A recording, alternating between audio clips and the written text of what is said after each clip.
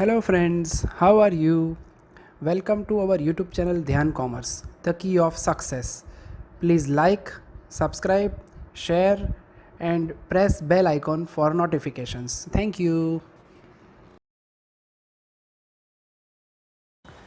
जय माता जी dear students, welcome to online lecture of Dhyan commerce. बच्चों आपका स्वागत है 11 कॉमर्स पार्ट 2 अकाउंटेंसी के अंदर। बच्चों मोस्टली लास्ट प्रैक्टिकल टॉपिक हम समझने जा रहे हैं, chapter number 9 accounts of non trading concern. इसे नॉन प्रॉफिट ऑर्गेनाइजेशन भी कहा जाता है।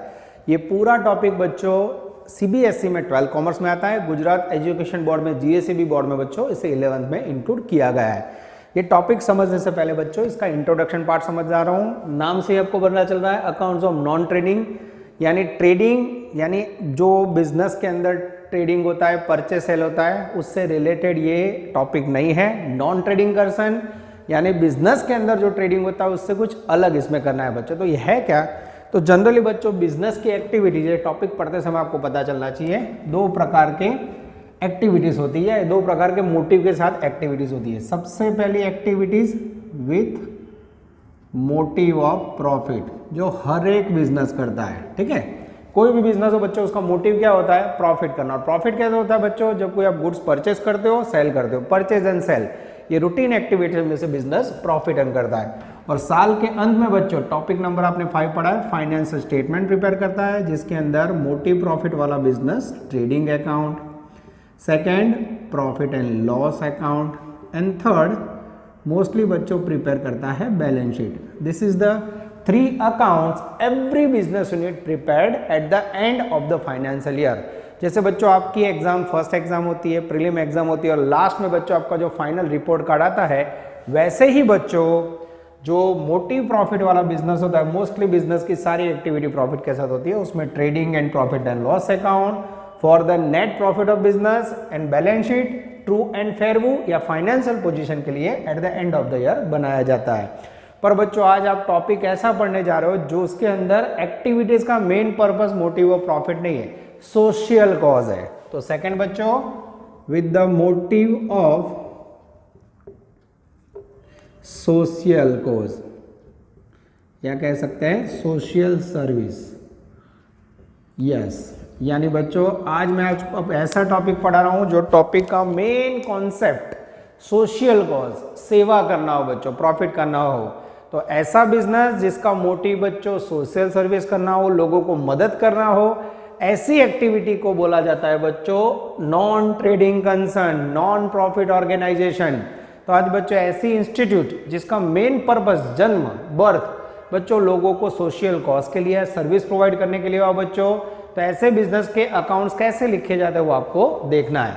तो नॉन ट्रेडिंग कंसर्न होता क्या है बच्चों? उसका एग्जांपल जैसे बच्चों कोई जिम खाना चला रहे हो, कोई हॉस्पिटल, कोई धार्मिक स्थल मंदिर चला रहे हो आप, कोई एजुकेशनल या चैरिटेबल ट्रस्ट चला रहे हो बच्चों, कोई लाइब्रेरी चला रहे हो। तो ये सारे जितने एग्जाम्पल दिए बच्चों, हॉस्पिटल का मेन कोज होता है बच्चों दर्दी को सारवार देना, तो उसका मेन कोज प्रॉफिट का नहीं है। कोई चैरिटेबल हॉस्पिटल है, चैरिटेबल एजुकेशनल इंस्टीट्यूट चला रहे हो बच्चों, कोई जिम खाना चला रहे हो, लाइब्रेरी चला रहे हो, कोई धार्मिक संस्था मंदिर के लिए आप पूरा प्रोसेस करो, काम करो, तो इस प्रकार की एक्टिविटी बच्चों उसे बोला जाता है नॉन ट्रेडिंग कंसर्न। तो ऐसा बिजनेस जिसकी एक्टिविटी का मेन टारगेट लोगों को सर्विस प्रोवाइड करना हो, मोटिव प्रॉफिट का ना हो, उसे बोला जाता है नॉन ट्रेडिंग कंसर्न।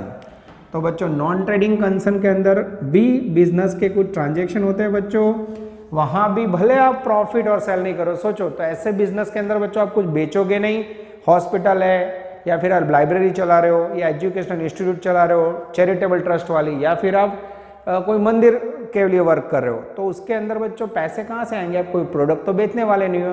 तो ऐसे बिजनेस के अंदर बच्चों जहाँ से पैसे आएंगे, जैसे डोनेशन आया बच्चों, मेंबर की सब्सक्रिप्शन फी आई, live membership fee, entrance fee, grants, legacy, इस प्रकार के अलग अलग वर्ड्स बच्चों ऐसे इनकम आपके पास रिसीव होंगे। अब आपको ऐसे बिजनेस में अकाउंट लिखने की क्या जरूरत है? माइंड में प्रश्न था ना बच्चों कि भाई आपका पर्पस प्रॉफिट का नहीं तो क्यों अकाउंट लिखें?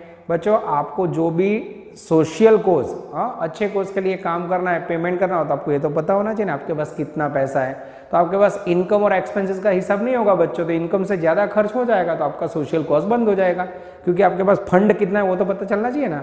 तो बच्चों for the purpose of social cause facility members को प्रोवाइड करने के लिए और सोशल कॉज करने के लिए उसके भी अकाउंट्स लिखने जरूरी है। तो सोशल कॉज में बच्चों नॉन ट्रेडिंग कंसर्न में सबसे पहले प्रिपेयर किया जाता है receipt and payment account. Second account prepare किया जाता है बच्चों इनकम एंड एक्सपेंसेस अकाउंट। और थर्ड बच्चों इसके अंदर भी बनाया जाता है बैलेंस शीट। तो मोस्टली मर्केंटाइज बेस्ड सिस्टम से बच्चों सोशल कोज वाले business unit, non trading concern वाले बिजनेस यूनिट ऐसी एक्टिविटी में 3 अकाउंट बनाते हैं। सबसे पहला receipt and payment account. Receipt and payment account similar to cash account, पूरे साल के दरम्यान प्रीवियस ईयर का, करंट ईयर का और नेक्स्ट ईयर का जितना भी कैश रिसीव हुआ हो बच्चों सब आपको रिसिप्ट एंड पेमेंट में लिखना है। कोई भी आपने पेमेंट किया हो प्रीवियस ईयर का, करंट ईयर का है कि नेक्स्ट ईयर का, all payment, all cash income, cash payment will be recorded in receipt and payment account. तो ये बच्चों एक प्रकार का कैश या बैंक अकाउंट है। बैंक का ट्रांजेक्शन और कैश बच्चों सब कुछ इसके अंदर लिखा जाता है। तो it is treated as a cash account, ठीक है। सेकेंड है बच्चों income and expenditure account. It is working like profit and loss account. जैसे बच्चों normal business unit motive of profit के अंदर प्रॉफिट एंड लॉस अकाउंट बनाता है, डेबिट साइड सर एक्सपेंस लिखता है, क्रेडिट साइड इनकम। वैसे ही बच्चों इनकम एंड एक्सपेंस अकाउंट के अंदर सारे बिजनेस की इनकम और एक्सपेंसेस लिखे जाते हैं। अब इसमें मात्र बच्चों करंट ईयर का प्रॉफिट ढूंढना हो, करंट ईयर की नेट इनकम ढूंढनी है, इसलिए इनकम एंड एक्सपेंसेस लिखे जाते हैं। कौन से इनकम? तो बच्चों revenue expenses and revenue income only recorded for current year in this account. और उसके बाद बच्चों balance sheet as it is, इसमें बिजनेस की सारी लायबिलिटी और असेट्स लिखी जाती है, ठीक है। तो इस प्रकार से बच्चों receipt and payment for cash balance, income and expenditure for net profit, या कह सकते हैं बिजनेस के अंदर जो भी इनकम आई उससे एक्सपेंसेस बढ़ना चाहिए उसके लिए बनाया जाता है। और third balance sheet to show profit and loss position and financial position के लिए वर्क करना है। तो इस प्रकार से बच्चों नॉन ट्रेडिंग कंसर्न के अंदर ट्रेडिंग पीएनएल बैलेंस शीट की जगह पे receipt and payment, income expenses balance sheet account बनाए जाते हैं। अब बच्चों नॉन ट्रेडिंग कंसर्न के अंदर नॉन प्रॉफिट ऑर्गेनाइजेशन में अकाउंट्स बनाते समय प्रश्न ये होगा बच्चों कोई प्रोडक्ट तो आप बेच नहीं रहे हो, यहाँ तो बिजनेस में मोटिव प्रॉफिट का, आप प्रोडक्ट बेचते हो प्रॉफिट अर्न करते हो, यहाँ क्या करोगे? तो यहाँ बच्चों इनकम के लिए आपको कोई टर्मिनोलॉजी है नॉन प्रॉफिट ऑर्गेनाइजेशन की मैं समझाऊंगा, और उसके बाद बच्चों ये 3 अलग अलग अकाउंट्स के अंदर एग्जांपल यूज करके कैसे वर्क होता है समझाऊंगा। चलो सबसे पहले टर्मिनोलॉजी है बच्चों सब्सक्रिप्शन और मेंबरशिप फीस। जब भी बच्चों नॉन प्रॉफिट ऑर्गेनाइजेशन रन होती है उसको चलाने के लिए खर्चे पेड करने के लिए बच्चों कुछ मेंबर्स बनाए जाते हैं। जो भी मेंबर्स होते हैं उन्हें बोला जाता है कि भाई आप मेंबर्स बन रहे हो, आप सोशल कोज में जुड़ रहे हो तो कुछ फीस दीजिए जिससे हमारा सोशल कोज आगे बढ़े। तो उनके पास है सब्सक्रिप्शन या मेंबरशिप फी, कई बार बच्चों पर मंथ, कई बार 6 मंथ की, कई बार ईयरली ली जाती है। तो subscription and membership fee is the main income of non trading concern. अब बच्चों इनकम कहाँ लिखी जाती है? तो सबसे पहले रिसिप्ट एंड पेमेंट में लिखी जाती है as a receipt side. And second effect बच्चों ये रेवेन्यू इनकम है, ऐसा समझ के उसको इनकम एंड एक्सपेंडिचर में नोट किया जाता है। तो subscription and membership fees is the income for business. Second है बच्चों admission fees and entrance fees. कई बार बच्चों जब कोई मेंबर आता है तो जैसे स्कूल के अंदर आपके टीचर एडमिशन फीस लेते हैं आपकी स्टार्टिंग में, फिर ईयरली फी लगती है, वैसे ही बच्चों यहाँ भी एडमिशन फीस या एंट्रेंस फीस ली जाती है। अब admission fee and entrance fee is also a income of non trading concern. पर यहाँ बच्चों जो सोशल कोर्स है उसमें कई बार ये इनकम में कुछ पार्ट कैपिटलाइज किया जाता है। तो जब आपको एग्जाम्पल में कैपिटलाइज बोला हो बच्चों तो वो पार्ट को रिसिप्ट एंड पेमेंट के साथ इनकम एक्सपेंसेस में नहीं लिखना है।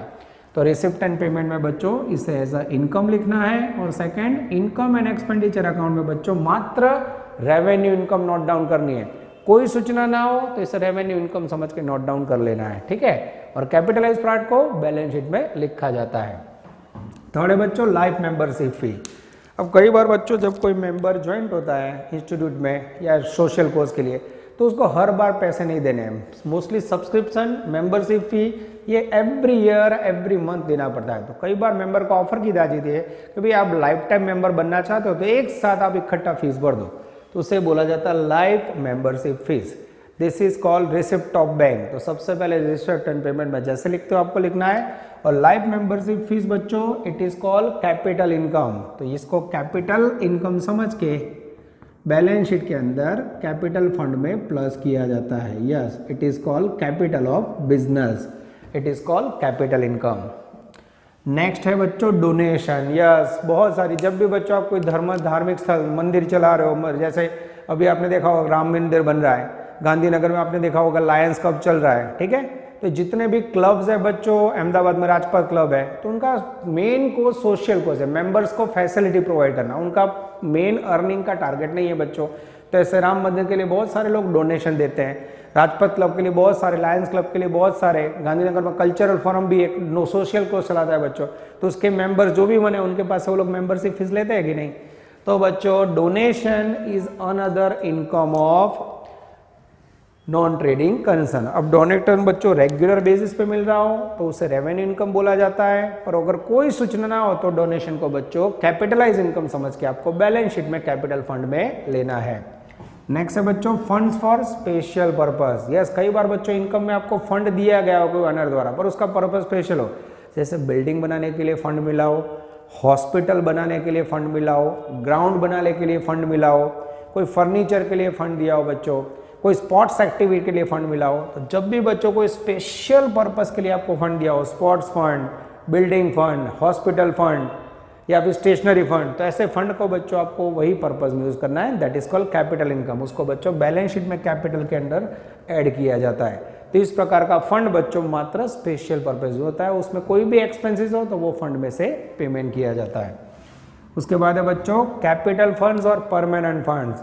तो बच्चों आप देख सकते हो special purpose fund, donation, mostly ये सारे परमानेंट फंड है। तो जैसे बच्चों नॉर्मल बिजनेस में ऑनर कैपिटल या पार्टनरशिप में पार्टनर की कैपिटल आप बैलेंस शीट में लायबिलिटी साइड लिखते हो, उसकी जगह पे बच्चों नॉन ट्रेडिंग कंसर्न में जितने भी फंड्स हैं, जैसे यहाँ बोला लाइफ मेंबरशिप फी, स्पेशल पर्पस फंड, डोनेशन, ये सबको बच्चों कैपिटल फंड्स के हेडिंग में बैलेंस शीट में नोट डाउन किया जाता है। तो that is called long term income for business. तो एज अ कैपिटल उसे नोट डाउन करना है। उसके बाद है बच्चों लेगेसी, वसीयतनामा। कई बार बच्चों जब कोई पर्सन या कोई इंस्टीट्यूट या कोई संस्था या कोई पार्टनरशिप हो, पर्सन का डेथ हो जाए, उसके बाद उसके बिल में लिखा हो कि जितना डेथ होने के बाद पैसा पड़ा है वो पैसा आप लोग डोनेशन के तौर पे या इंस्टीट्यूट में यूज कर सकते हो, तो उससे बोला जाता है लेगेसी। तो लेगेसी भी बच्चों कई बार बहुत बड़े पैमाने पे मिलती है।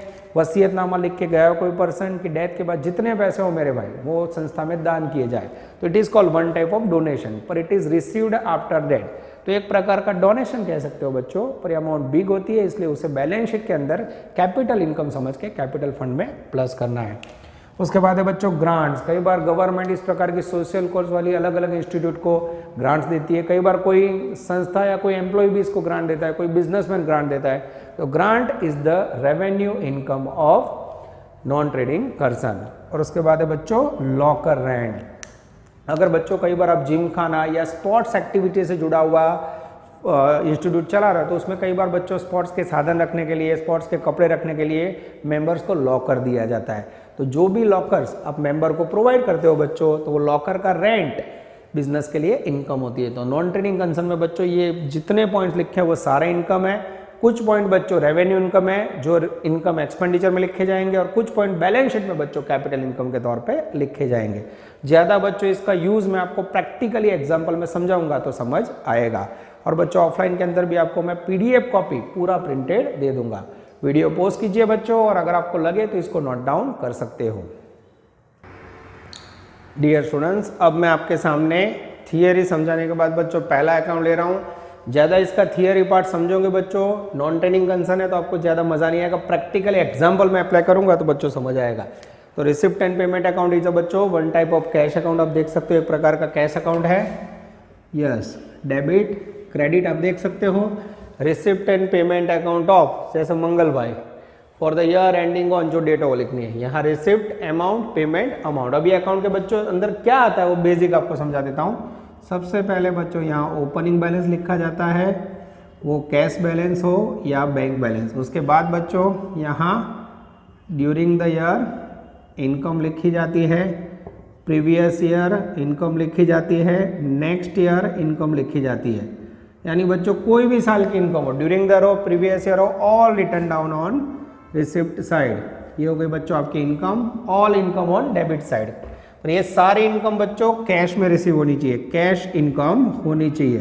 कोई भी नॉन कैश आइटम्स हो जैसे कि डेप्रीशिएशन, आउटस्टैंडिंग हो, ऐसी कोई भी इनकम बच्चों रिसिप्ट पेमेंट में नहीं लिखनी। ये अकाउंट का मेन पर्पज इंस्टीट्यूट के पास बच्चों सोशल कोर्स के लिए कहाँ से पैसे आए वो जानना है। उसके बाद बच्चों पेमेंट करते समय बच्चों यहाँ बाय एक्सपेंसेस पेड, ठीक है। इसमें भी बच्चों प्रीवियस ईयर, करंट ईयर और नेक्स्ट ईयर उसके सारे एक्सपेंसेस लिखने हैं। और लास्ट में बच्चों यहाँ क्लोजिंग बैलेंस रिसीव होगा कैश का और बैंक का। इस प्रकार से बच्चों ये आपका हो गया receipt and payment account. Simple concept बच्चों। अब यहाँ capital income, yes capital income, revenue income all taken. यहाँ भी पेमेंट में बच्चों revenue expenses, capital expenses all taken. तो बच्चों इसका कॉन्सेप्ट इजी है। जैसे आप रिसिप्ट एंड पेमेंट समझ लोगे बच्चों तो उसके बाद income expenditure and balance sheet आपको बहुत ही आसानी से समझ आएगा। वीडियो पॉज कीजिए बच्चों, अगर आपको लगे तो इसको नोट डाउन कर लो। इसके बाद मैं आपके सामने टेक्स्ट बुक का फर्स्ट बेसिक क्वेश्चन लेने जा रहा हूं। डियर स्टूडेंट्स, स्क्रीन पे आप देख रहे हो, हम स्टार्ट कर रहे हैं क्वेश्चन नंबर 9 ऑन डॉक्ट्रिनिंग concern. From the following given information, prepare a receipt and payment account for the year ending 31 March 2015 of Omkar club. एक पर्टिकुलर में इंफॉर्मेशन है बच्चों। पहली कॉलम में आपके पास बहुत सारी इनकम एक्सपेंसेस है, सेम सेकंड कॉलम में पर्टिकुलर्स में information of income and expenses है। 4 एडिशनल एडजस्टमेंट है। जस्ट बच्चों आपको एक receipt and payment account prepare करना है जिसके अंदर current year, previous year, next year की कोई भी इनकम हो रिसिप्ट साइड लिखनी है और कोई भी एक्सपेंसेस या पेमेंट हो क्रेडिट साइड लेना है। पर बच्चों याद रखना है ये एडिशनल इंफॉर्मेशन में जो 4 एडजस्टमेंट दिख रहे हैं this all are called non cash item. तो नॉन कैश आइटम यानी जिसका अभी पेमेंट नहीं किया हुआ है, रिसिप्ट ना हुआ बच्चों, उसे आपको रिसिप्ट एंड पेमेंट स्टेटमेंट में नोट डाउन नहीं करना है। नेक्स्ट स्लाइड के अंदर बच्चों व्हाइट बोर्ड पे मैं आपको पूरा क्वेश्चन नंबर 9 समझाने जा रहा हूं। ये वीडियो इमेज को बच्चों आप फोटो खींच लो या कॉपी कर लो या नोट डाउन करके अपने पास संभाल के रख दो। डियर स्टूडेंट्स, अब हम लेने जा रहे हैं sum number 9, first basic question of GSEB text book. Question number 9 homework में illustration 2-3 page number 287 GSEB text book. Text book की कॉपी है बच्चों, आप लोग भी टेक्स्ट बुक रखना। आगे वीडियो लेक्चर के अंदर बच्चों मैं इसका पीडीएफ इमेज रख दूंगा जिससे किसी के पास टेक्स्ट बुक ना और क्वेश्चन सॉल्व करना हो तो कर सके। रेडी बच्चों? क्वेश्चन 9 टेक्स्ट बुक फुल स्केप और कैलसी साथ में रखिए। From the following information, prepare a receipt and payment account for the year ending on 31 March 15 of Omkar club. तो सबसे पहले बच्चों receipt and payment account prepare करना है। तो मैं लिखूंगा ऊपर heading receipt and payment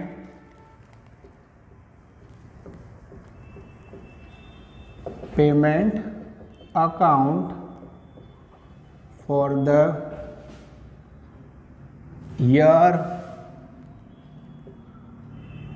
year ending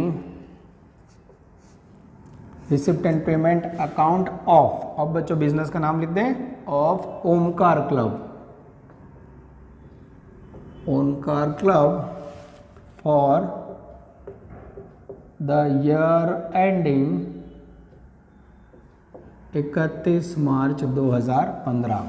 अब बच्चों यहाँ लेफ्ट साइड हम लिखेंगे रिसिप्ट, यस, अमाउंट ब्रैकेट में रुपीस, ठीक है। इस तरफ आएगा बच्चों पेमेंट, थोड़ी जगह छोड़ी बच्चों, अमाउंट रिसिप्ट। तो बच्चों it is working like a cash account. आप देख सकते हो बच्चों बहुत ही आसान है। यहाँ डेबिट, रिसिप्ट, क्रेडिट में पेमेंट। अब बच्चों ये अकाउंट बनाते समय all revenue income, all revenue expenses, all revenue capital income, capital expenses taken, ठीक है। चलो अब बच्चों मेरे पास एडजस्टमेंट है पर हमें ध्यान क्या रखना है, नॉन कैश आइटम्स इसमें ध्यान में नहीं लेनी है। नीचे मेरे पास पर्टिकुलर अमाउंट है, पर्टिकुलर अमाउंट है, पेज घुमाओ, 4 एडजस्टमेंट है बच्चों। पहला adjustment, salary outstanding 10,000, provide 10% depreciation, subscription outstanding 2500, prepare hall rent 500। तो बच्चों ये सारे expenses I think non cash है, यस। एक भी एक्सपेंसेस को हमें ध्यान में लेने ला, एडिशनल इंफॉर्मेशन में मेरे ख्याल से कुछ भी अप्लाई नहीं होगा, ठीक है। तो मैं यहाँ लिख देता हूँ इन एडजस्टमेंट और additional information all transaction are non-cash transaction, non-cash transaction, so not recorded in receipt and payment account. Clear बच्चों, सारे नॉन कैश ट्रांजेक्शन है बच्चों, रिकॉर्ड नहीं होंगे। सबसे पहले रिसिप्ट एंड पेमेंट अकाउंट कैसे बनेगा, तो रिसिप्ट अकाउंट में डेबिट साइड बच्चों मुझे लेना है सबसे पहले opening balance, to balance brought down. तो अब बच्चों मेरे पास कैश या बैंक का बैलेंस लेना हो, यस। मेरा ध्यान जा रहा है बच्चों सेकंड कॉलम में, second word cash balance, yes cash balance मेरे पास अवेलेबल है 1/4 का 3000। बैंक बैलेंस अवेलेबल है बच्चों, ये बैंक बैलेंस लिखा 2000 और दोनों का मिलके ये फर्स्ट ट्रांजैक्शन मैंने बाहर लिख दिया बच्चों, yes this is called to balance BD. और डेट लिखनी हो तो ब्रैकेट में 1414, ठीक है बच्चों। चलो अब बच्चों मैं लेफ्ट साइड से एक एक पॉइंट पढ़ूंगा। एक्सपेंसेस हुआ तो पेमेंट साइड, इनकम हुआ तो रिसिप्ट साइड, और नॉन कैश आइटम हुआ तो निकाल देंगे। पहला पॉइंट है बच्चों donation for club pavilion, donation receive हो तो बच्चों that is called one type of receipt. तो यहां डेबिट साइड लिखोगे to donation for club pavilion. अब बच्चों पहला समय आपको ये नहीं सोचना है रेवेन्यू है क्लब पेवेलियन की कैपिटल है, यस ये डोनेशन बच्चों मैंने लिख दिया 70,000। उसके बाद बच्चों इंटरेस्ट फी ब्रैकेट में 40% कैपिटलाइज यहाँ नहीं देखना है, all interest fee received is called receipt. Entrance fee ये रिसिप्ट साइड मैंने लिख दिया, वैल्यू 3000 ये टपका आया। उसके बाद बच्चों मेंबरशिप फीस कितने भी साल की हो, all are income membership fees, all income बच्चों मैं सीधा लिख देता हूँ 25,000। Previous year current year all consider, सीधू इनकम में लखवानो चाहिए था, इनकम ऑफ लेक्चरर्स, यस ये भी बिजनेस के लिए इनकम है बच्चों। To income of lecturers value है बच्चों 3000। आगे जाते हैं। उसके बाद बच्चों मेरे ख्याल से फर्स्ट एक्सपेंस स्टार्ट हो रहा है, dinner party expense that is called payment. Payment बच्चों एक्सपेंसेस पेमेंट सा लिखना है, बाय डिनर पार्टी एक्सपेंसेस, पैसे जाएंगे बच्चों, रेडी। वैल्यू है 4000। उसके बाद club pavilion construction expenses, by club pavilion construction expenses, yes बच्चों club pavilion construction expenses payment है बच्चों, ये लिखा मैंने, यस। आगे जाते हैं। अब बच्चों उसके बाद इलेक्ट्रिसिटी एक्सपेंस पेमेंट बच्चों सीधा पेमेंट साइड लिखते जाओ, yes cash goes out. Electricity expense ये लिखा बच्चों 1000। उसके बाद परचेज ऑफ फर्नीचर, फर्नीचर खरीदोगे तो भी पैसे जाएंगे बच्चों, यानी पहला सम बहुत इजी है, फर्नीचर वैल्यू है बच्चों 5000। उसके बाद लाइफ मेंबरशिप फी, यस बच्चों मेंबर से रिसीव करना है आपको, that is called receipt to life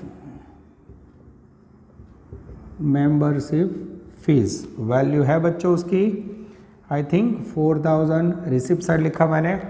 ये फर्स्ट कॉलम मेरे ख्याल से बच्चों पूरी हो गई, आई थिंक परफेक्ट लिखा है। अब मैं सेकंड कॉलम में जा रहा हूँ, sale of old furniture bracket निकलेक्ट करो बच्चों, सेल करोगे रिसिप्ट होगी, यस ये लिखा debit side as a receipt, sale of old furniture value है बच्चों 1000। उसके बाद एक कैश बैंक बैलेंस हो गया, rent of hall paid that is called payment, ये लिखा payment side, rent of hall paid, जिसकी वैल्यू है बच्चों 2000। उसके बाद है बच्चों सैलरी, जो भी एम्प्लॉय हम रखेंगे उनको सैलरी देंगे, that is called payment, value 10,000। Subscription of newspapers, ये कोई न्यूज़पेपर बच्चों आपने संस्था है, रोज लोग आते हैं तो उनके लिए न्यूज़पेपर बंधवा है तो वो आपके लिए एक्सपेंसेस है बच्चों, यस ये ध्यान रखना है। By subscription of newspaper, जिसकी वैल्यू दी हुई है हमें 2000, दैट इज कॉल्ड पेमेंट। आगे जाते बच्चों, sale of old newspaper, yes that is called receipt, to sale of old news paper, इसको रिसिप्ट साइड लिखेंगे बच्चों, आई थिंक 500 रुपीज़, यस। उसके बाद बच्चों चैरिटी, यस। अब बच्चों मैं चेक कर लेता हूँ, कई बार वीडियो में कट ऑफ हो जाता है, यस आई थिंक थोड़ा मुझे ऊपर करना होगा, यस बच्चों बहुत ही आसानी से समझा रहा है, यस। चलो बच्चों अब ले लेते हैं next, charity that is called donation, it is called income, ये लिखा debit side to charity. Receipt simple है बच्चों, फंडा इसका, पैसे आए रिसिप्ट साइड जाएंगे, एक्सपेंसेस और क्रेडिट साइड। उसके बाद dinner party contribution, dinner party contribution जिसको हो बच्चों that is called income, to dinner party contribution, dinner party का कंट्रीब्यूशन है बच्चों 5000, दैट इज कॉल्ड इनकम। इस तरह बच्चों purchase of national saving certificate, purchase करोगे पेमेंट होगा by purchase of national saving certificate, जिसकी वैल्यू है बच्चों मेरे ख्याल से 20,000, ये पेमेंट लिखा बच्चों। आगे जाता है purchase of sports equipment, that is also called payment by purchase of sports equipment, जिसकी वैल्यू है बच्चों पेमेंट में 15,000। उसके बाद लास्ट में बच्चों कैश का क्लोजिंग बैलेंस, ये क्रेडिट साइड में लिखना हो by balance close down CD 31 March 15, underline. इसके अंदर बच्चों सबसे पहले कैश बैलेंस अवेलेबल है, यस कैश बैलेंस है बच्चों 1000, और आई थिंक बैंक का बैलेंस यहाँ बाकी है, ठीक है, यस बैंक बैलेंस जैसे मिलेगा बच्चों यहाँ टोटल आएगा आंसर में, और फिर मैं इसे क्लोज कर दूंगा, यस। तो ये हो गया बच्चों आपका अफलातून फर्स्ट क्वेश्चन। पर जनरली बच्चों रिसिप्ट और पेमेंट आपको एग्जाम्पल के अंदर दे दिया हो, ऐसे क्वेश्चन बहुत कम आता है, ठीक है। શું કર્યું મેં, ચલો બધી ઇન્કમ રિસિપ્ટ સાઈડ લખી, પણ એમાં ખાસ યાદ રાખવાનું સબસ્ક્રિપ્શન जनरल इनकम होती है, पर न्यूज़पेपरનું सब्सक्रिप्शन તમે पेमेंट करो तो वो आपका एक्सपेंसिस है। क्लियर बच्चों, आप देख सकते हो बोर्ड पे एकदम क्लियर दिख रहा है। अब बच्चों आप लोग टोटल ट्राई करो, मैं भी आपके लिए टोटल कर रहा हूं। चलो बच्चों मैंने भी टोटल कर लिया, आपने भी कर लिया होगा। आई थिंक रिसिप्ट साइड का टोटल ज़्यादा है और टोटल हो रहा है बच्चों, थोड़ा ऊपर ले लेते हो जिससे वीडियो में कटअप ना हो। 1,24,500 सेम टोटल बच्चों यहाँ रखते हैं हम लोग, थोड़ा ऊपर की साइड पे 1,24,500। जैसे बच्चों 1,24,500 में से अब क्रेडिट साइड का पेमेंट माइनस करोगे, यहाँ आएगा बच्चों 5,500, और 5,500 में ऑलरेडी बच्चों कैश बैलेंस 1,000 है, 5,500 में से 1,000 गया तो अंदर की साइड पे मुझे लिखना हो तो 4,500 is the magical figure of bank balance. ये आंसर होना चाहिए बच्चों, चेक कर लो, मैं चेक कर लूँ, मेरे पास टेक्स्ट बुक का आंसर है। और सपोज आप 1,000 सीधा बाहर रखते हो तो 4500 सीधा डिफरेंस में बढ़ेगा, 5500 बढ़े हमारी 1000 लेस करे, ख्याल आई गयो से। तो ये हो गया बच्चों basic question receipt and payment. Generally बच्चों ये रिसिप्ट एंड पेमेंट अकाउंट आपको एग्जांपल में दे देगा। इसके बाद इसके ऊपर से revenue income, revenue expenses income expenditure में और बैलेंस शीट में असर देनी है। ये हो गया बच्चों आपका पहला बेसिक लेक्चर। आशा रखता हूं कि रिसिप्ट एंड पेमेंट में समझ आया होगा। घर पे आप लोग 2 इलस्ट्रेशन 2 और 3 उसको बराबर रीड कर लो बच्चों। नेक्स्ट लेक्चर में सफर को और आगे बढ़ाएंगे। Take care, all the best, जय माता जी। Please like, subscribe, share and press bell icon for notification. Thank you.